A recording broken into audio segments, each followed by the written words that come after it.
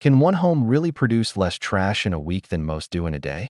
We see the pictures, the minimalist kitchens, the perfectly organized pantries. But is it just Instagram hype? Or can a regular person actually live zero waste? This week, we're putting it to the test. No landfill. No excuses. We're going to find out if it can actually work. All right, day one. Here are the rules. Rule number one. Absolutely nothing goes to the landfill. That means no plastic wrappers, no disposable coffee cups, nothing. Rule number two. All our food scraps get composted. We have our little bin right here, ready for action. And rule number three. We have to reuse or repair something before we even think about buying it new. So, I've got my tote bags, my reusable cup, and a whole lot of optimism. Let's see how long it takes before I break one of these rules. The pantry is stocked with goods from the bulk store, all in glass jars. And the trash can? It's completely empty. This feels a little intimidating. I just finished a snack and almost threw the wrapper away out of pure habit. Okay, first near slip. This is going to be harder than I thought. Welcome to day two, where it's all about food. Did you know that food waste makes up about 30 to 40% of the average household's trash? That's a huge amount. So today, we're hitting the farmer's market and the bulk store. Instead of pre-packaged produce, we're using these cloth bags. You just fill them up, weigh them, and you're good to go. It feels so much more connected to what you're buying. Back in the kitchen, every single scrap, the onion peels, the carrot tops, the apple cores, it all goes straight into our compost bin. This will eventually break down into amazing nutrient-rich soil for the garden. Oh wait, I ran out of reusable produce bags, and there's still more to buy. What do? Okay, thinking on my feet, this scarf. It's not a conventional solution, but it works. Zero waste is all about creativity. Sometimes, the weirdest solutions are the most sustainable. It's day three, and we are tackling cleaning in the bathroom. Instead of buying a bunch of plastic bottles filled with chemicals, we're making our own all-purpose cleaner. It's ridiculously simple. Just vinegar, water, some lemon peels for a fresh scent, and a few drops of essential oil.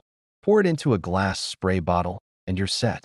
It's cheap, effective, and completely waste-free. Now for the bathroom. This is where a ton of single-use plastic hides. We've switched to a bamboo toothbrush. These cool little toothpaste tabs that fizz up when you chew them, and refillable soap. And for deodorant, I'm trying out a DIY version. Let's just say it's an experience. Yep, definitely an experience. Look, zero waste isn't about perfection. It's a lot of trial, error, and sometimes smelly mistakes. But it's all part of the journey. Day four is all about fashion. The fashion industry is responsible for about 10% of global carbon emissions, which is staggering. So instead of buying new, we're exploring the world of secondhand. Thrift stores are absolute treasure troves. You can find unique pieces, like this amazing vintage jacket, for a fraction of the price of new clothes. It's about giving items a second chance. Speaking of second chances, let's talk laundry. We're using soap nuts, which are these natural berries that release soap when they get wet. And instead of using a dryer, we're letting the sun and wind do the work. There's something so satisfying about hanging clothes out to dry. I found a hole in one of my favorite shirts. Instead of tossing it, I decided to mend it. It's not perfect, but it's wearable. This shirt could have ended up in the trash. Instead, it gets a second life. We've made it to day five. Energy and tech reducing waste isn't just about physical trash. It's also about the energy we consume. We've got solar panels on the roof, which is a big-ticket item, but there are smaller things everyone can do. We've been making a conscious effort to unplug chargers when they're not in use, and turn off lights the second we leave a room. Even my phone case is made from compostable materials. Everything was going so well until dinner. I was exhausted and ordered takeout, and it arrived in a plastic container. Ugh, it's so frustrating when you're trying your best, and a single moment feels like a failure. But you know what?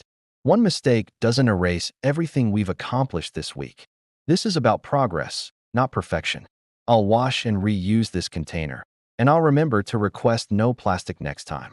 Day 6, and we're taking this challenge beyond our front door. Zero waste isn't just an individual effort. It thrives in community. Today, we went to a local swap market. You bring things you don't need anymore, like this old blender, and trade them for things you do need, like this stack of books. It's like shopping, but completely free and waste-free. Later, I needed a drill for a small project. Instead of running to the hardware store to buy one I'd only use once, I just asked my neighbor. It's about building a network of sharing.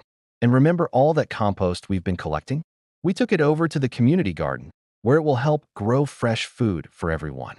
Zero waste grows bigger than one home. It's about creating these wonderful loops of sharing and reusing within a community.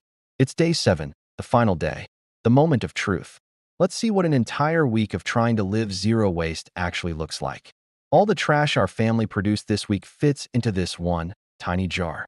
When you compare that to the average family's weekly trash bag, the difference is just mind-blowing. 7 days, 1 jar. It's not about being perfect. It's about being conscious of our choices. Holding this jar, it doesn't feel like we deprived ourselves. It feels like we made smarter, more intentional decisions. Small actions, big impact. If one family can do this, imagine what a whole neighborhood or a whole city could achieve. This week wasn't just about trash. It was about rethinking how we live, how we shop, and how we connect with our community and our planet. It was challenging, but also incredibly rewarding. Now I want to hear from you. What's one small, zero-waste step you could try this week? Drop it in the comments below. And if you found this journey inspiring, please share this video to help someone else get started. The change really does start at home. Kindly subscribe to this channel for more tips. Thanks for watching.